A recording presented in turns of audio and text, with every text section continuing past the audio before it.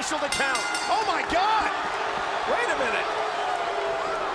In 2011, 39-year-old R-Truth defeated his childhood idol, John Cena, in a feud that was unforgettable for the wrong reasons. It may have been a count-out win, but hey, a win is a win, and it's a win over John Cena.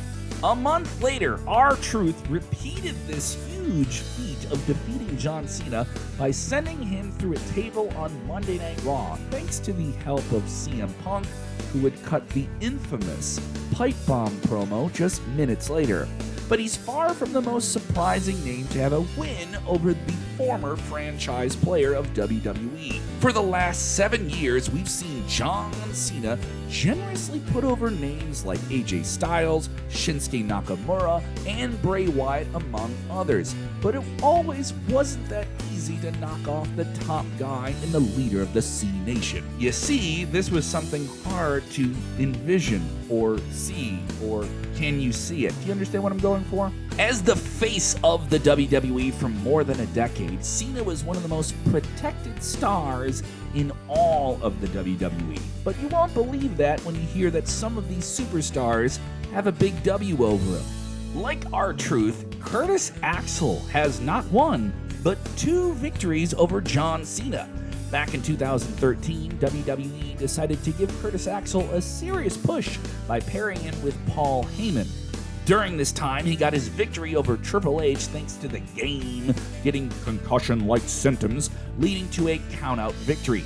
He picked up a separate win over Triple H a month later, thanks to Vince McMahon declaring it a forfeit, but in between those 2 wins, he picked up W's against John Cena. These victories happened back-to-back weeks, and he can credit both of them to Ryback.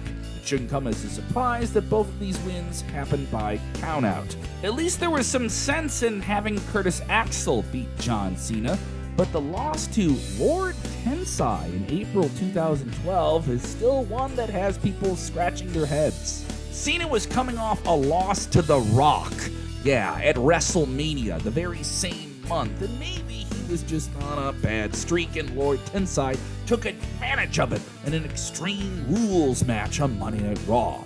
It came as a result of David Otunga's interference, allowing Tensai to spit his green mist before finishing John Cena off and pinning him. This was supposed to represent John Cena's downward spiral after losing to the Great One, and it would have been effective had he not defeated Brock Lesnar 13 days later on the Extreme Rules pay-per-view, and his loss to Tensai just, didn't really mean anything then. Unlike others on the list, Devon Dudley didn't help beat John Cena. We bet you didn't know that Devon Dudley pinned Cena clean. And he did it despite having a recently debuted Batista in his corner.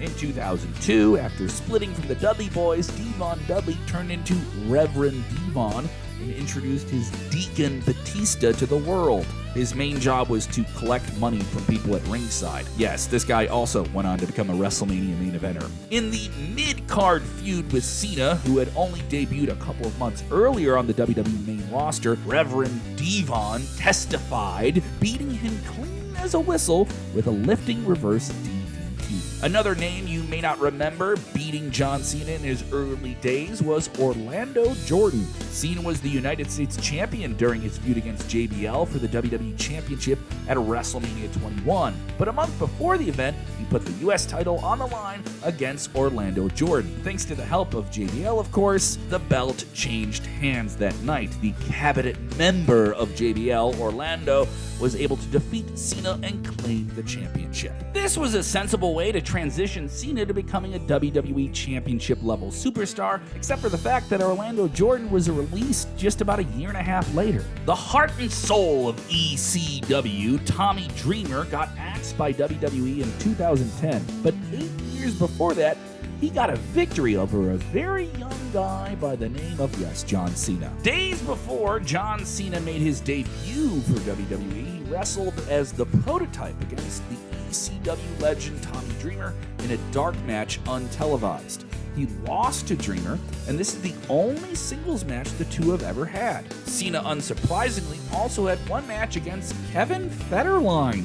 Yeah, the former husband of pop star Britney Spears, who might be the most surprising name we ever say has a win over John Cena.